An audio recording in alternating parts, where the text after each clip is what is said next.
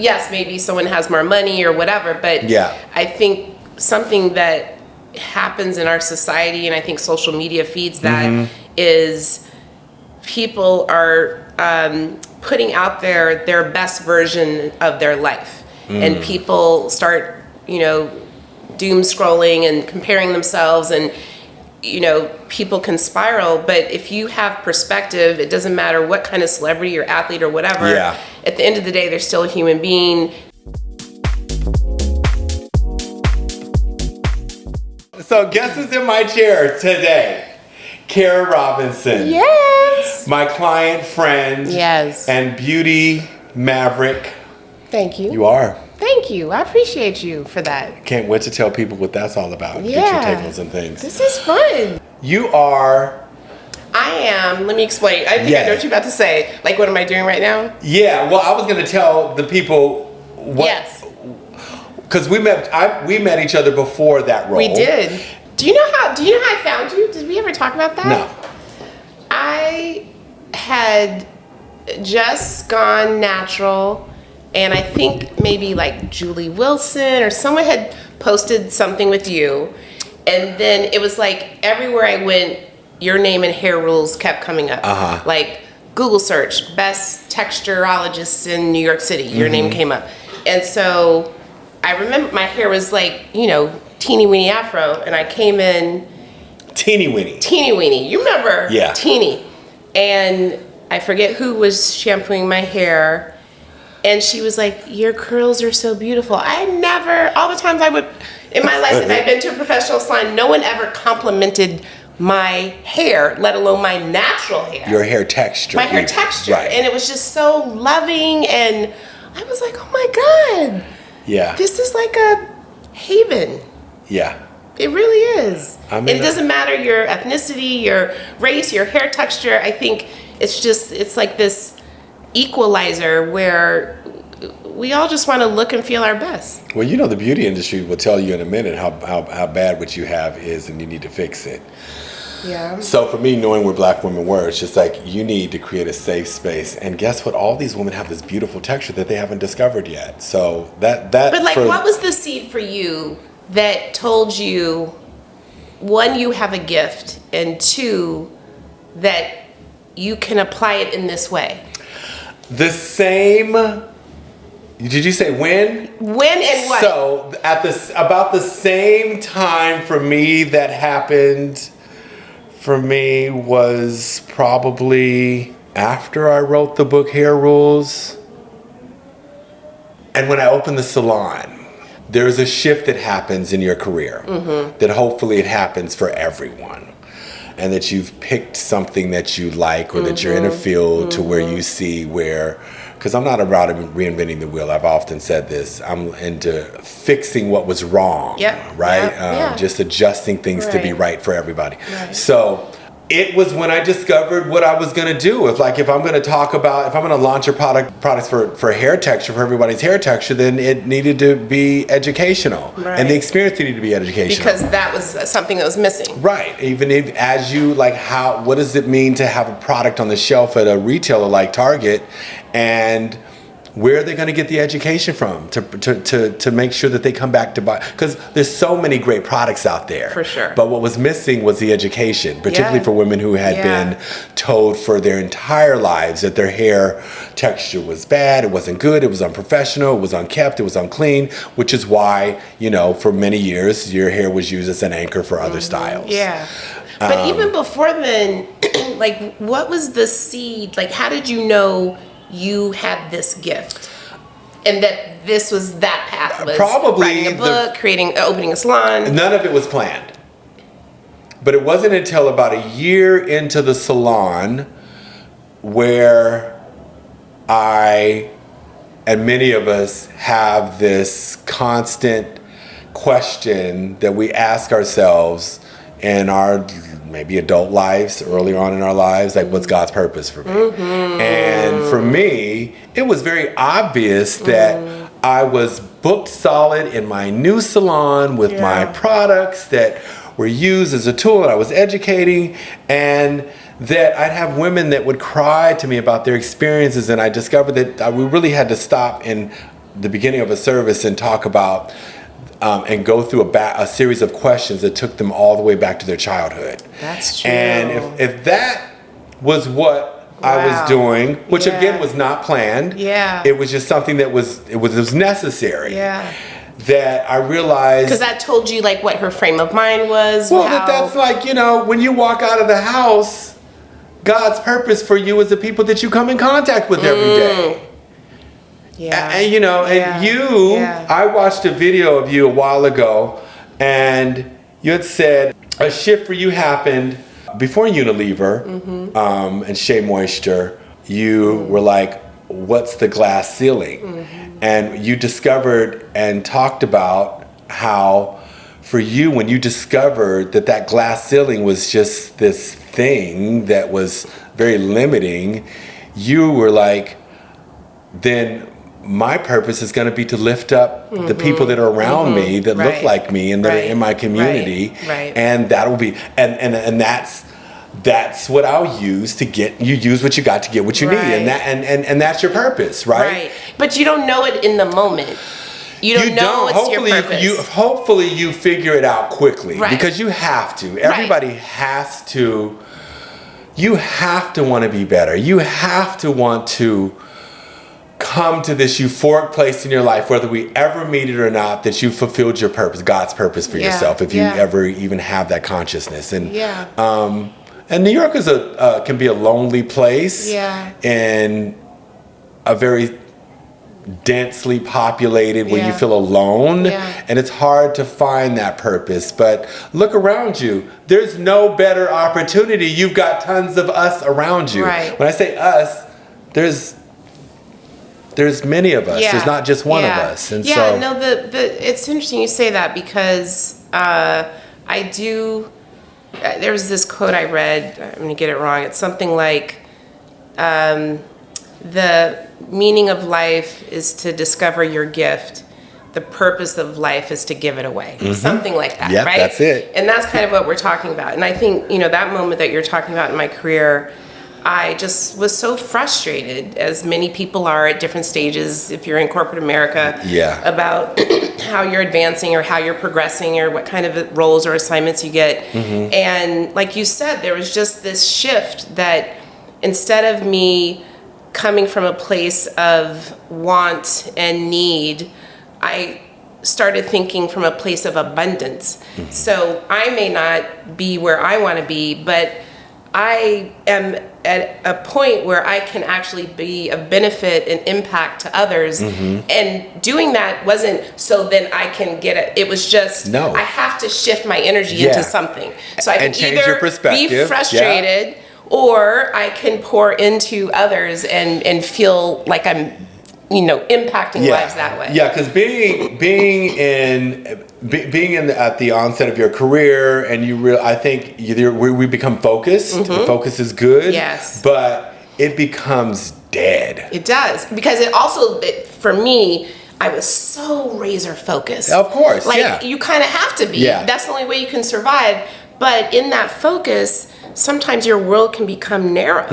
Like you may not see another perspective. There's no life. Or, you know, like it's and I can imagine it's way worse in corporate, because there's this structure around you, and you're confined, and it's just like, and once you shift, it's like it opens up this whole new world into how to give. Because none of us think about how we give. We're trying to figure out how we obtain. And it's when you switch that, the creative comes out of that. It does.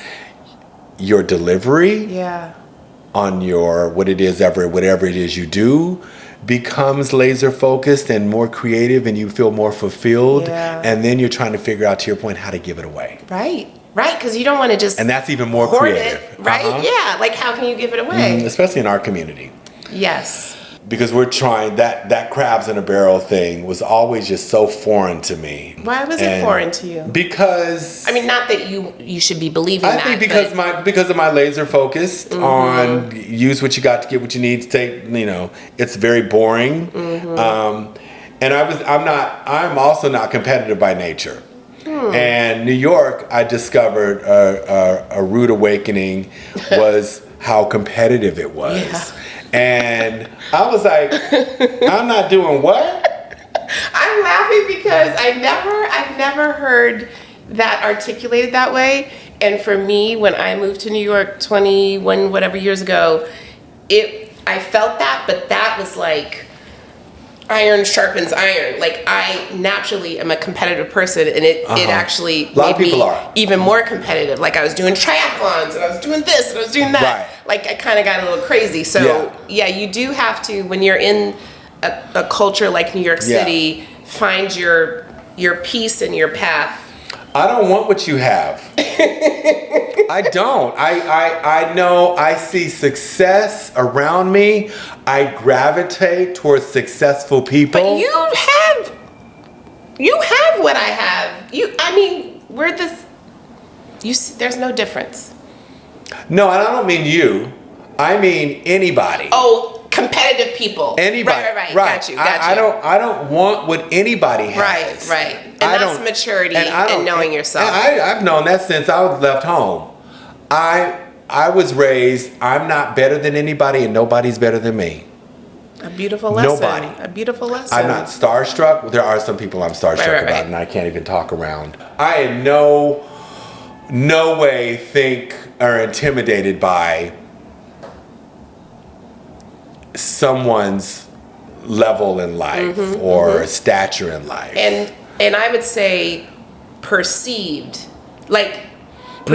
stature. So yes, maybe someone has more money or whatever, but I think something that happens in our society, and I think social media feeds that, is people are putting out their best version of their life. And people start, doom scrolling and comparing themselves, and people can spiral. But if you have perspective, it doesn't matter what kind of celebrity or athlete or whatever. At the end of the day, they're still a human being. They have pain. They have challenges. Like, that's Listen, I discovered that when bloggers became about. Remember, after chat rooms, bloggers became in, and bloggers, when we launched Hair Rules in 2007, our publicist was like, we're going to send you beauty editors, you're going to do desk sides, and we're going to have bloggers come in. And I was like, bloggers? What's her name? And what does she do? Okay. And I go to look, and I was like, oh my gosh, she's got this great personality. She's got followers. What is a blog? Yeah, okay, got it. And then they come in for their desk sides to talk about the product and this experience. And they had zero personality. And it's still, it's so weird. That is, yes. I've seen that with influencers. It's creepy. Like, come on, y'all. Yeah, it is. It's interesting. Isn't that interesting? It's like, raise your child to learn how to say hello to people and to shake their hands and to look at people when you talk. Good old home training. Just very simple. It's honestly, very simple. It is. Yeah. And it goes a long ways. It does. I tell people, my dad, the only encouragement that it wasn't to go to college. The only encouragement that my dad gave my brother and I was, don't go to jail and get a job. And don't go to jail and get a job. Which meant it was very reverse psychology, because I wanted, at the moment I saw, whenever Saturday Night Fever came on, and my dad, we had Essence, Playboy, Family Circle, and Sports Illustrated, and GQ was on our table, Jet and Ebony. Yep. And I remember looking at a GQ, and GQ was borderline Playboy. Was it? Yeah. It always had that area. Okay. And there was this woman on the dance floor at Studio 54, and she was being spun around, and her skirt was up in the air. She had no drawers on. And it was Studio 54. I had just gone to see Saturday Night Fever and Fame and all that. And I was like, I got to get to New York. So that was your, I got to get to New York. Yeah. Seeing that. And back then we only had libraries. Yeah. And I didn't even know how to navigate the library. School was a distraction. I hated school. So for me, it was like, it was when am I going to get away from this to my life as a kid? And, you know, some people, I was that person who knew who I was at the age of 5.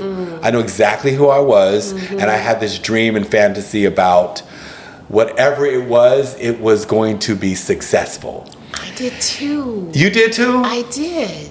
I also didn't know who was going to take care of me when I was old, at the age of 4 or 5. Same. Really? Same. Did you live with both parents? I think that now. I'm an only child. Fortunately, both of my parents are still with me, and my step parents. But were your parents together as a kid? They were until I was 9. Oh, okay. And then they got divorced when I was 9. But you felt like that before they got divorced? I did. I did. Yeah. Why? Do you think? Yeah, I just had this insatiable curiosity. I always was asking questions. I always wanted to learn. And my dad came to New York for a business trip, and I got to come.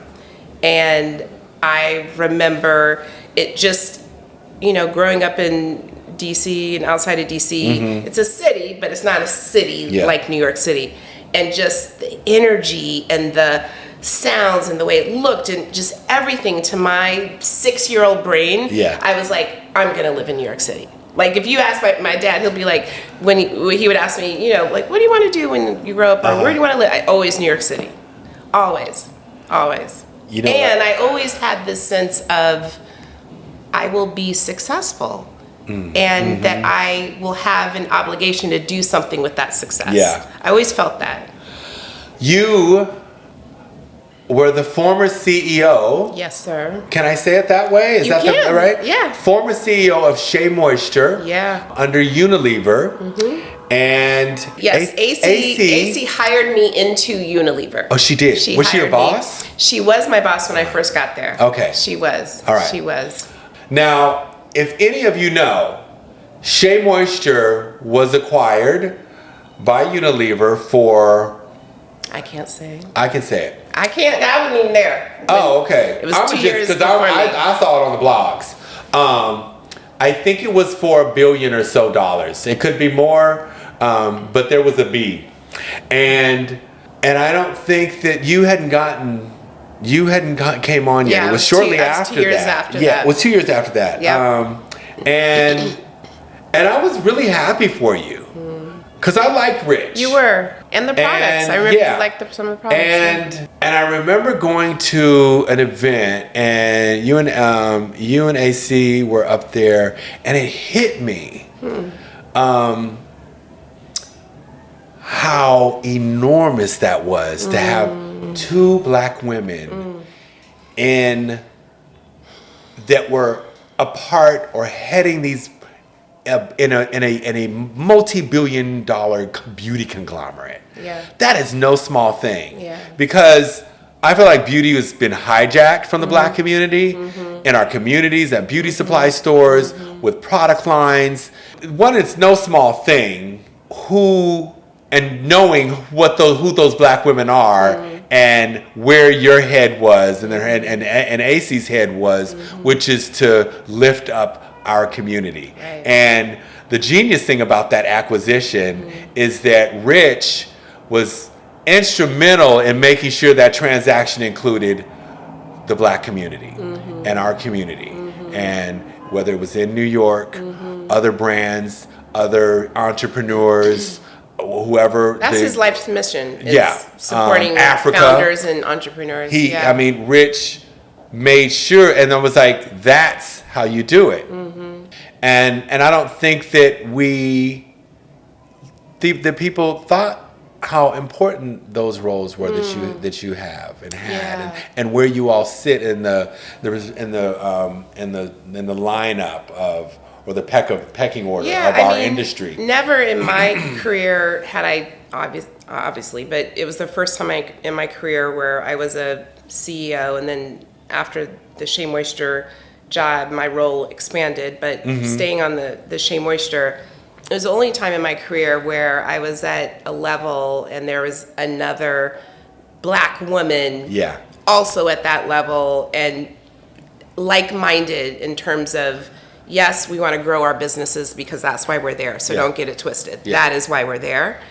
in the process, also building a culture that is supportive of everyone, also making an impact on the community. So to find someone like that was my, work wife, my sister, that was, it was the only time in my life that had happened. But, what I remember I had dinner with Rich one time, after I was in the role, and we were talking about legacy. Mm-hmm. And so, like, when people talk about legacy, I always assumed it meant your kids and then what your kids do. And, that was kind of my narrow view of legacy. And to think about what does legacy mean for me as a Black woman who does not have children, when I'm gone, like, what's going to be the evidence that I was here and I made a positive impact? Mm-hmm. So, I was coming to the role with that perspective. But the other thing I was thinking was I couldn't remember a time in history where a Black founded brand had been acquired by a huge, large multinational corporation, then continued to grow and survived. I mean, there were lots of acquisitions, and then they spit them back out. Yeah. And we all know what those brands are. Yeah. So the added pressure that I put on myself was I have to make sure while I'm here that this isn't an acquisition that is just spit out. It needs to be an acquisition that grows and that also impacts the overall culture of the company. And it was a great symbiotic relationship where AC, and she let me do my thing, and it was the most challenging but also the most fulfilling role I've ever had. Yeah. I mean, because you can reach more of us. And just having tentacles to touch people and see, so that they can see the possibilities.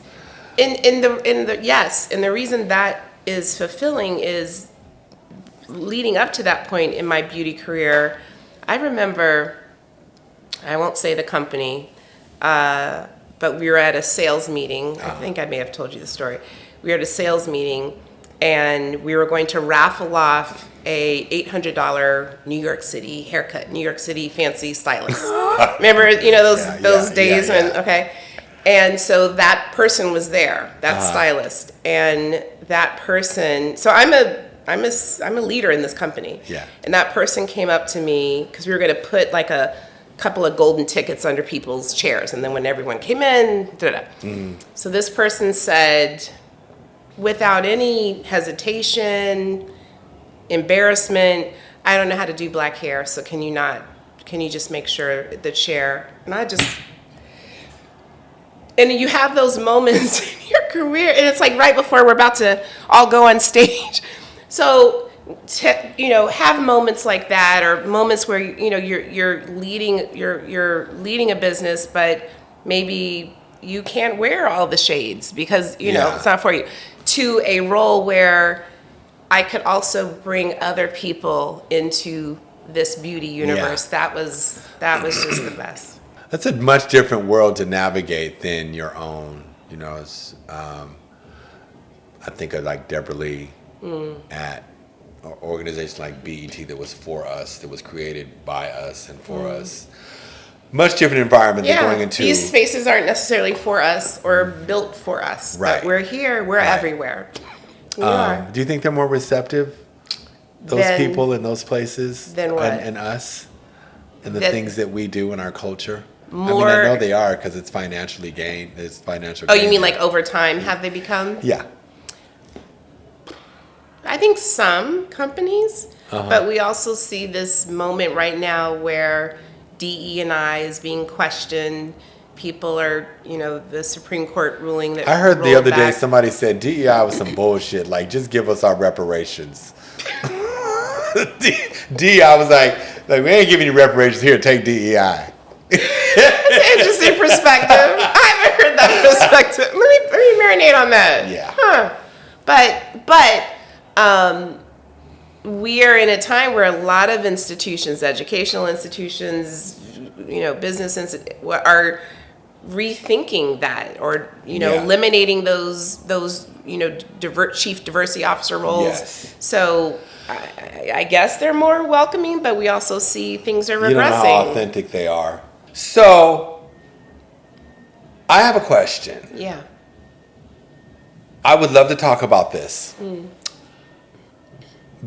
for the consumer, lovers of brands, that they tend to think that when a brand becomes acquired by a white beauty conglomerate, that they sold out. And I have an observation that you all in those spaces, like Unilever, was just a beautiful thing because of the commitment that Rich cultivated with that transaction and what it should have been. That's how it should be. What is your take on? Do you think that Black brands that get acquired are sellouts? I do. I don't. Yeah. What I do wish is that there were more Black venture capitalists that were investing in us than the big white beauty conglomerates, because, or at least saw that the vision, because then we'd have less of a issue and discussion with brands selling out. Yeah. And if you don't know business, it's almost impossible to come up with a product. And God forbid you pick the category of consumer packaged goods in the beauty space. Super competitive. How do you how do you make a success out of a small idea that you started in your kitchen? Carol's daughter. And that's the best example of where somebody's starting in their kitchen, literally, and then takes it and makes a success out of it. Like at some point, you're competing with the guys who are spending $350 million in ad marketing campaigns to launch a line of products. Yeah, right. It takes a lot of money. It takes a lot of money, and so I don't believe that you're selling out. I just believe that it's a part of business, because you can't really make this huge profit. I think you might be able to do now with e-commerce, but there's some genius thing that has to happen through social media to get people flooding you as a brand and purchasing. Amazon has been helpful, but if the objective is not to get acquired, then you're going to run yourself into the ground. You're going to go broke. Unless, of course, you find your own community of venture capitalists that, find value in. It's a hard thing. I don't want people to think that we sell out. I think, to answer your question, I think it is a very personal decision that only a founder can make. I think it's individual based on what that person is looking for. And, people talk about building generational wealth. Yeah. You talked about reparations. How do we start acquiring that generational wealth if we're not building businesses? One path, it's not the only path. One path is to build a business, scale it, use acquisition as an exit strategy, take that funding, roll it into another business or another venture, and that's how you kind of get that flywheel going. So no, it's not, But you have to be very intentional. And I don't think a lot of entrepreneurs are as intentional as they should be. And that's not to take anything, because an entrepreneur is a beast. There's no option for failure. And if you're not intentional about what your strategy is as you start your business. When you say intentional, do you mean I mean intentional with the strategy. Like what your end game is, or like what you're trying to. Yeah. I had no intentions of being this involved in a product line. Really? What did you think the product line was going to be? Just like an ancillary. So, again, nothing that I've obtained was ever planned. I never wanted a salon. Wow. The only reason why I wrote the book Hair Rules was because friends and colleagues of mine like Sam Fine, Kevin Mancuso, Kevin Aquan had all written books. And And they were very celebrity driven. I remember looking at my friend Kevin's book, and his was very instructional. Kevin was just a genius hairdresser. But each chapter was a shiny cover of a magazine, of an Allure, Bazaar, Vogue. And I remember he had this one chapter on African American hair. There's no such thing as an African American hair texture, by the way, y'all. That's very true. In case you didn't hear that, there's no such thing as an African American hair texture. As an African American hair texture. But we knew what he was talking about. Yes, we did. And it was a fabulous cover of Bazaar with Naomi, and he described her hair as medium textured kinky hair. She ain't got no hair. She had a whole weave on. But he knew that, no? It doesn't matter. Like, you're writing a book for the consumer, and in terms of black women, you're being deceptive in writing a book. You know, I was talking to Jessica Cruel from Allure, and I was like, I used to be contributing to as a hairdresser back in the day to a lot of the Condé Nast Beauty and articles, and it's like they would never. That's not what I said. And so the information was never accurate or relevant to black women. I had a conversation with me. I said, I'm gonna write a book. Dickie, what you gonna write a book about? I said, I'm gonna tell the truth. I'm gonna tell the truth about everything. And level the playing field of where information was coming from, of these beauty Bibles that we all look towards. And what hairdressers or cosmetology are telling hairdressers about hair texture, and just like, I'm just going to bridge a gap and tell the truth about all of it. And so that's where that came from. Yeah. Someone told me after I launched a book about 2005, Dick, you should do a product line. I ain't doing no product line. I just finished my house and wrote a book. I am good. I don't want to do nothing else. And I am that person. I'm ready to retire to do nothing. I will not be bored. There is no. Self-preservation takes a lot of work. I'm working on that. I got to get downstairs to do my little stuff. I have no interest in writing in a product line, and then I found this stuff called BBD Glass Curling Cream at the Belvedere. Oh my God! Know that? I know At the Bonner's? story you're about to tell. Okay. This is the best product. Yes. BBD Glass Curling Cream was made by these dudes that had gone to the Bonner Brothers one year, and I needed a curly product for my Jewish clients at Louis Sakari at the time. And these two brothers were they were like Crocodile Dundee of black hairdressers, and they had these big horns on these chairs and stuff, and they were really cool. And the stuff in a jar, it was like a creamy stuff, and it smelled like cake mix. And I was like, oh my God. And so I took it back to New York, used it on my Jewish clients with their coarse, curly hair, and it was genius. Just used it like a setting lotion. And because it had just enough hold, just enough slip, just enough moisture. It wasn't greasy. Right.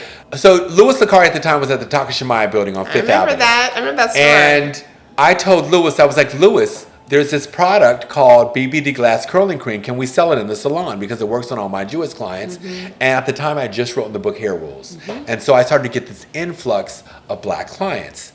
And the discovery of their hair sitting next to my white clients. And they were all sharing kind of the same stories. And that's why I really discovered that beauty was a bridge for us as a people, black, white, or any other color, to have conversations. And you could even have a difficult conversations as it related to if the starting point was about your beauty. And because we could share some things about that. And that's not mine. And because white women also think that they have a little bit of curl, that their hair is kinky. And so they all of a sudden they're sitting next to a woman who has really kinky hair. And I'm like, your hair ain't kinky. But it was just the camaraderie and seeing how the product culturally how those together. women sat together. I was like, all of a sudden, about a year later, Miss Jessie's comes out in Essence, and I think the BBD Glass Curling Cream was like $12. Miss Jessie's was $35 a jar, and all of a sudden, black women start coming to Louis Sakari, a 10,000 square foot glamorous white salon at the Takashimaya building on the 15th floor, coming in full MTA uniforms to purchase Miss Jessie's curly pudding. And TT, I had asked her about it about a year before. When are you going to retail? She says, I'll give you a call when we first get our retailer, because I think they were just selling it out of their salon, the Curve Salon in Brooklyn. And she called me one day and she said, Dickie, we're ready to, to retail curly pudding and I remember that and product. curly meringue.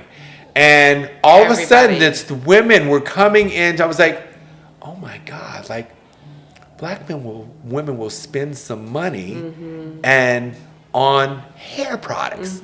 $35? $45? It might have been. I mean, Miss Jessie's curly pudding could have been $65 a jar. Now I know you lying. It wasn't that much. Okay, but it was. But it was expensive. Luxury hair care was really about what was about to happen with Frederick Vakai and so. But I just remember it being really more expensive than any other black product ever. It was. Like if you compare it to like, right, pink lotion, that kind of stuff, right? And I was like, oh my God, I could do a product line. I had an agent at the time that told me, we were talking, I was like, she says, you could. And you know what else I could do? I could do this. I could be the creative part, and then somebody else can invest. And I don't have to do any of that. I'll just be the creative to this product line. Because my agent and I were like, yeah, you could come up with a product for kinky, a product for curly, and a product for wavy. I'm like, duh! And it seems so duh now. Right. But so we launched a product line called Hair Rules. Hair care and styling solutions for a multi-textural world. It was just about curating a line of products, and I wanted it to be available to everyone. Yeah. And you've stayed true to that, which I think is important. Like you've stayed true to, you're about texture and education and healthy hair. Yeah, because... And you can literally be anyone. Right. I mean... But you're very clear about like what are the values of the kind... You want us to take good care of our hair. The consumer's first experience is not at the store to buy the product. Her first real experience is when she does her hair. And if I'm in the profession of doing hair, duh. Right. So you find yourself in these places and these opportunities, and you have to run it till the wheels fall off. And you know what I mean? Like so the product line, a year later after the product line launched, we went to Jacob Javits Center to do the beauty show. And all anybody wanted to know, where's your salon? And I'm like, I hate salons. I've always hated salons. So wait, Curly Whip was, the line was before you had a salon? Yeah. I don't think I knew that. We launched the line in 2008, 2007, 2008. In 2009, the spring before, we discovered we needed a salon. I did not know that. And I was like, of course we do. Of course you do. Where else am I going to have the lab and create the experience for the women? Exactly.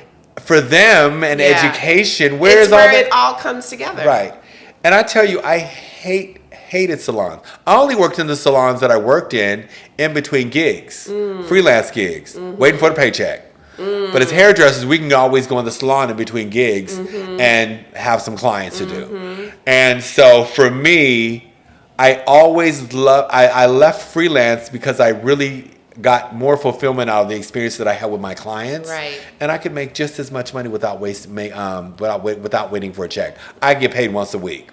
And so 15 years of freelancing and editorial and all that stuff got real old real quick. Yeah. And really the book and the product line were my middle finger to the beauty industry.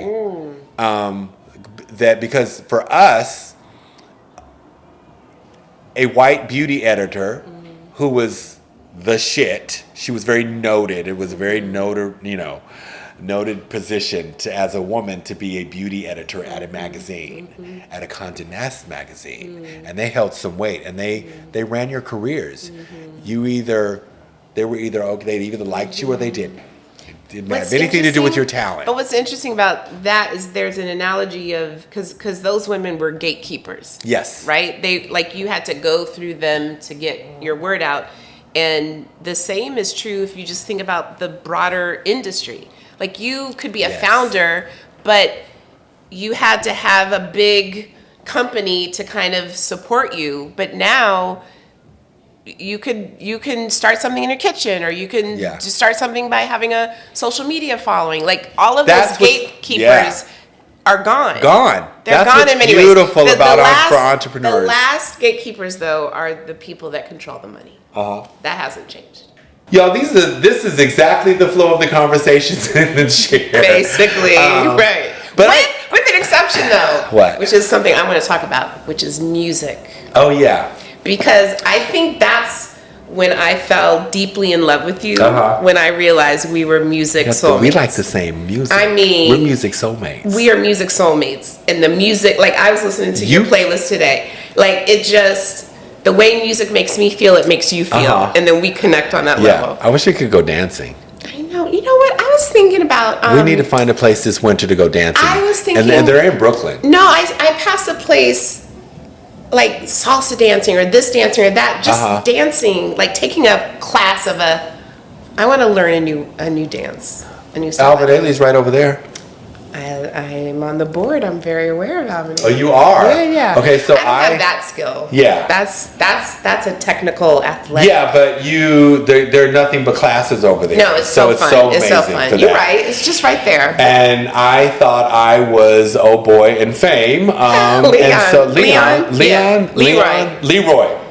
His fine and that was the other. Like I got to get to New York because I want to dance. I could have been a dancer. Really? I wanted to dance. All my friends that are dancers, I have a lot of friends that are dancers. I did. I was a dancer too. I've danced at Ailey for years. Wow. And they're like, okay. And I just go on and on. I was a principal, baby. The dance floor up at the club. Man. Yeah. When I first moved here, and told you I got the job for Orbe, I asked him if I could leave. I got the job. Yeah. I asked him if I could leave at lunch, or if I could leave early, because before getting to New York, I was like, I could be anything. You could, right? Yeah. I could be anything. I could be a speaker. Mm-hmm. I could be a dancer.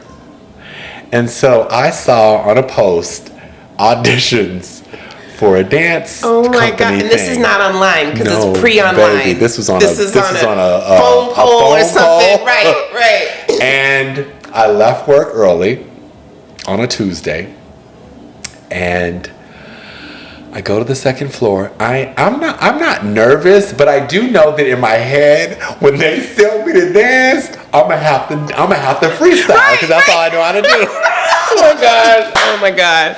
Thank God I got off the elevator, baby. It wasn't nobody there. No. And I was like, oh, thank God. I was like, but I just had this thing in New York City, particularly back then. I don't know how that is now. Probably some newbie dancing. Getting here from Ohio or Wisconsin somewhere is like, I can do anything and I can be anything. Because New York City was that place. And I think, yes. It was. Yeah, I think it still is to some extent. Diggy, this has been fun. Yeah, it has been fun, huh? It has. I'm gonna do this more. Yeah, I don't perform on command.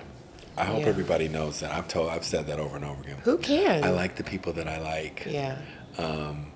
And it's just how we all give back to one another. Mm-hmm. So I like to share that whole, And I wish that think more hairdressers knew their purpose and value, because it's such a fragmented industry right now. Yeah. And what professionals do or how they think about themselves or the work that they put out.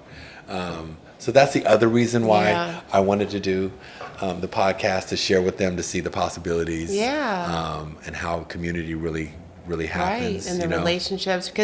And when you say community, like your clients, we are a community amongst each other and with you. Like obviously that's what you're talking about, but you foster that community. Yeah, you there have been so many women I've met here who outside of here were like, oh hey, and try to help each other. So it's special. Yeah. It is. Thank Well, you I for- love you. Thank you for coming. I love you So too. good to see you. We're still going dancing. Okay, let's do it. Pick a club.